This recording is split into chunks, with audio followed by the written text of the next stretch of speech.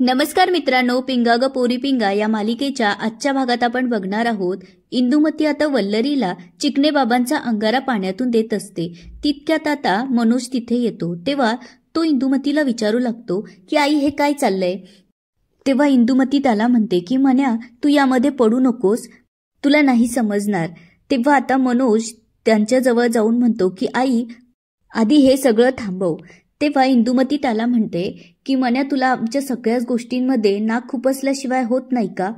तेव्हा मनोज म्हणतो हे अंगारा वगैरे काय चाललंय तुझं. तेव्हा इंदुमती सांगू लागते की आपल्या भांबरे घराण्याचा वंश वाढण्यासाठी हे सगळं चालू आहे. हे ऐकल्यानंतर आता मनोजला आणखीच राग येतो आणि तो तिला म्हणू लागतो की आई ही सगळी अंधश्रद्धा आहे. अशाने जर मुलं होत असते तर सगळ्यांच्याच घरी आज मुलं असते. तेव्हा इंदुमती म्हणते पण आपल्या घरात तर नाहीये ना. तुम्ही फक्त लोकांच्याच गुड न्यूज वरती खुश होत राहा, स्वतःचा कधी विचार करू नका. आता इंदुमती मनोजला म्हणू लागते की माझा कोणीच विचार करत नाही, मलाही आजी व्हायचंय. पुढे ती म्हणते की एवढे दिवस लग्नाला झाले तरी सुद्धा अजून आपल्या घरामध्ये पाळणा हल्ला नाही, कारण तू तुझ्या बिझनेसमध्ये बिझी होतास आणि वल्लरी तिच्या अभ्यासामुळे, त्यामुळे तुम्हाला वेळ नव्हता या गोष्टींसाठी. पण आता तरी या गोष्टीचा विचार करा. तुमच्या मागून प्रेरणाचं लग्न झालं आणि तिला बाळ सुद्धा होणार आहे. मला काही माहित नाही, तिच्यानंतर लगेचच आपल्या घरात 1 वर्षात पाळणा हल्ला पाहिजे.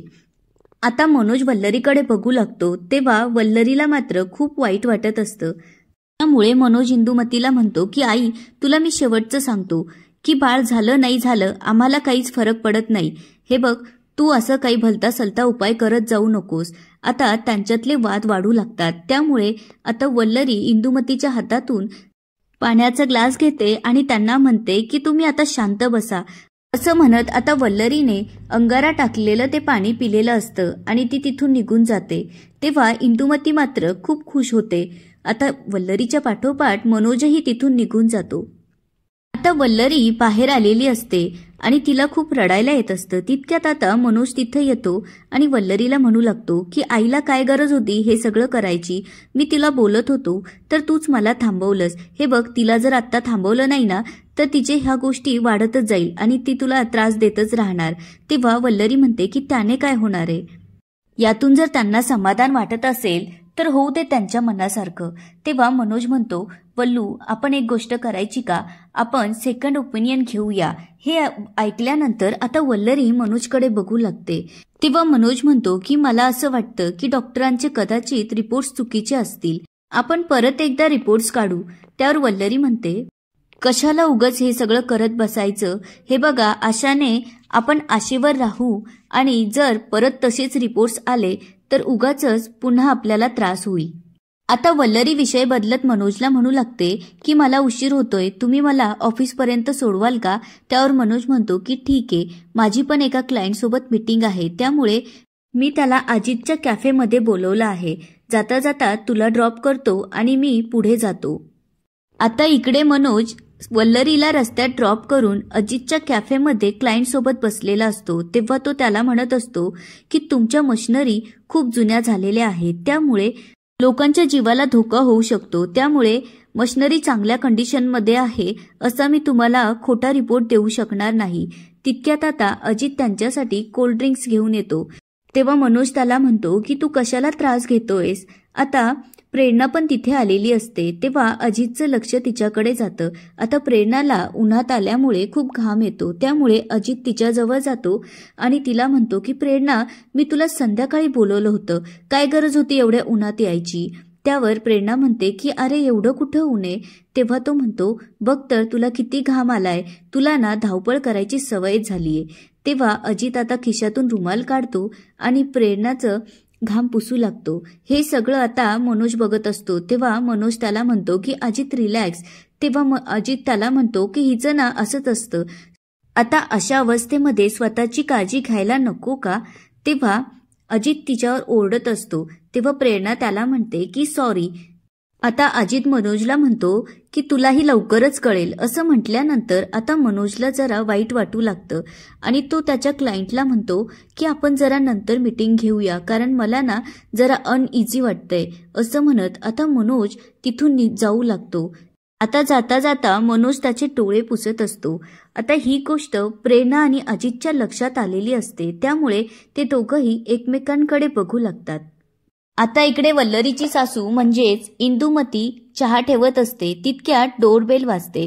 त्यामुळे आता इंदुमती दरवाजा उघडायला जाते आणि वल्लरीला म्हणते की मला वाटलंच होतं की तूच असशील. आता इंदुमती तिच्यासाठी पाणी देते आणि तिला बसायला सांगते आणि म्हणते की मला माहीत होतं की तू येणार आहेस, त्यामुळे मी चहा सुद्धा ठेवला आहे. आता इंदुमती वल्लरीला चहा देते आणि म्हणते की वल्लरी, मी आज परत एकदा त्या चिकणे बाबांकडे गेली होती. त्यांनी ना तुझ्यासाठी एक मंत्र दिलाय, तो मंत्र रोज म्हणायचा.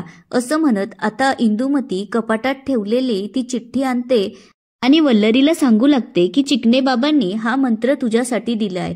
त्यांनी सांगितलं की हा मंत्र रोज 151 वेळा म्हणायचा. याने तुला लगेचच 1-2 महिन्यामध्ये फरक पडेल.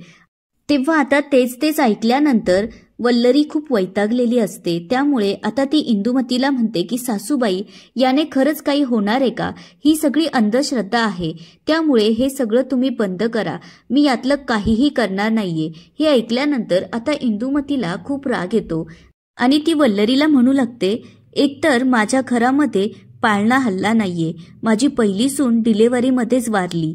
त्यानंतरची सून जी मला नातवंड देऊ शकत होती, तिला तर तू जेलमध्ये ठेवलंस. आणि आता तू तर पांढऱ्या पायाची, तू तर या घराचं वाटोळच करायला आलीयस. पुढे ती म्हणू लागते की मला आता असंच वाटायला लागलं की नातवंडाचं तोंड पाहिल्याशिवायच मी मरणार आहे. तेव्हा वल्लरी तिला म्हणते की सासूबाई, आणा तो मंत्र इकडे. तुम्ही जे म्हणाल ते सगळं मी करायला तयार आहे. असं म्हटल्यानंतर आता इंदुमती पुन्हा एकदा खुश होते आणि तिला म्हणते की एक काम कर, हात जोड आणि मी म्हणते असं माझ्या मागे मंत्र म्हण. इकडे जेव्हा वल्लरी त्याच्या खोलीत येते तेव्हा मनोजनी त्यांची खोली डेकोरेट केलेली असते. तितक्यात आता मनोज तिथे येतो आणि वल्लरीला म्हणतो की वल्लू, रूम किती छान आहे ना. पुढे तो म्हणतो, तुला माहिती आहे का रूम का छान येते? कारण आपलं कपल छान आहे आणि आपल्या दोघांमध्ये खूप प्रेम आहे. पुढे तो म्हणतो, तुला माहिती आहे का वल्लू, लोकांमध्ये छोट्या छोट्या गोष्टींमध्ये भांडणं होतात आणि गोष्टी टोकाला जातात, पण आपलं तसं नाहीये.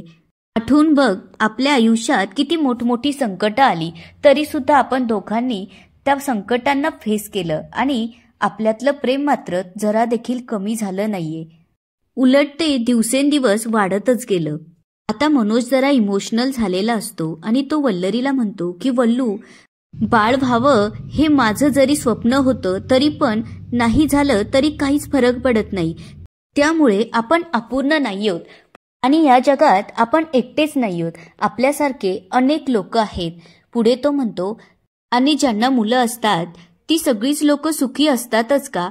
कारण त्यांची मुलं पुढे जाऊन त्यांना सांभाळताच असे नाही. काही लोकांना वृद्धाश्रमात सुद्धा जावं लागतं. त्यापेक्षा मला असं वाटतं ना, आपल्याला बाळ होणार नाहीये ही खूप चांगली गोष्ट आहे. कारण आपलं जर बाळ असतं ना तर तू माझ्यापेक्षा त्याच्यावर जास्त जीव लावला असता आणि हे मी अजिबात खपून घेतलं नसतं. आता वल्लरी सुद्धा इमोशनल होते आणि रडू लागते.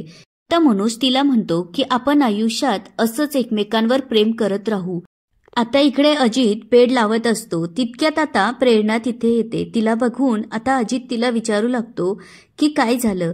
तेव्हा प्रेरणा त्याला सांगू लागते की माझ्या डोक्यात सतत मनोज भाऊजींचे विचार येत आहेत. काही झालं तर नसेल ना? तुमच्या एक लक्षात आलं का, मनोज भाऊजी जेव्हा जात होते तेव्हा त्यांच्या डोळ्यात पाणी होतं. तेव्हा अजित म्हणतो, माझ्याही ही गोष्ट लक्षात आलीये. तेव्हा अजित प्रेरणाला म्हणतो, आपण एक काम करूया, आपण त्यांना फोन करून उद्या इथेच बोलून घेऊया आणि काय प्रॉब्लेम आहे ते त्यांना विचारू. तेव्हा प्रेरणा म्हणते की हो, लगेचच फोन करू. असं म्हणत आता ते दोघं वल्लरी आणि मनोजला फोन लावतात.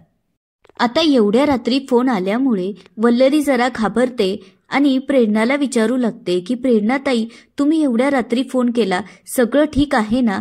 त्यावर प्रेरणा म्हणते की काहीच ठीक नाहीये. हे ऐकल्यानंतर आता वल्लरी आणखीच पॅनिक होते आणि प्रेरणाला म्हणू लागते, काही त्रास होतोय का? आपण लगेचच डॉक्टरांकडे जाऊया. तेव्हा प्रेरणा म्हणते की माझ्या पोटातल्या बाळाला त्याच्या वल्लरी मावशीची खूप आठवण येते. तो सारखं तिच्या नावाचा जप करतोय. त्यामुळे आता तुला त्याला इथे भेटायला यावं लागणार आहे, कारण त्याला तुझ्या हातचे लाडू खायचे आहे. हे ऐकल्यानंतर आता वल्लरी आणि मनोज दोघंही इमोशनल होतात. तेव्हा प्रेरणा वल्लरीला विचारू लागते की येशील ना तू लाडू घेऊन. त्यावर वल्लरी म्हणते की हो नक्की येईन. असं म्हणत आता वल्लरी फोन ठेवते आणि मनोजच्या गळ्यात पडून रडू लागते. तेव्हा अजित प्रेरणाला विचारू लागतो की येणार आहे का त्या. त्यावर ती म्हणते येणार तर आहेच, होप सो सगळं काही ठीक असेल. दुसऱ्या दिवशी सकाळी वल्लरी प्रेरणासाठी बेसनाचे लाडू बनवत असते. तितक्यात आता इंदुमती तिथे येते आणि तिला विचारू लागते की वल्लरी हे काय बेसनाचे लाडू, म्हणजे तुला आत्तापासूनच डोहाळे लागले की काय. आता इंदुमती खूप खुश होते आणि म्हणते की लोकांना 2-2 महिन्यांनी गुण येतो आणि तुला लगेचच 2 दिवसात चिकणे बाबांचा फरक पडलाय. हे ऐकल्यानंतर आता वल्लरी तिला म्हणते की सासूबाई तुमचा काहीतरी गैरसमज होतोय, हे माझ्यासाठी नाहीये, तर हे मी प्रेरणासाठी बनवते. हे ऐकल्यानंतर आता इंदुमती जरा नाराज होते आणि म्हणते म्हणजे हे डोहाळे प्रेरणाचे आहेत तर ठीक आहे करा लाडू. असं म्हणत आता इंदुमती तिथून जाते आणि बाजूला जाऊन निलिमाताईंना कॉल करते आणि त्यावर सांगू लागते की तुमच्या मुलीला लाडूचे डोहाळे लागले आणि त्यासाठी माझी सून वल्लरी तिच्यासाठी लाडू बनवून घेऊन येते. आता तुम्हाला तर माहितीच आहे ना निलिमाताई, आमच्या वल्लरीला काही मूलबाळ होत नाहीये, त्यामुळे हिच्या हातचे लाडू खाऊन जर प्रेरणाला काही त्रास झाला तर मला बाई सांगू नका. तुम्ही परत म्हणाल की मला सांगितलं नव्हतं. आता तुम्हीच बघा काय करायचं ते. आणि याच ठिकाणी आजचा एपिसोड संपतो. आता पुढे काय होणार ते बघूया उद्याच्या एपिसोडमध्ये. तोपर्यंत व्हिडिओला लाईक, सबस्क्राईब आणि शेअर करायला विसरू नका. धन्यवाद.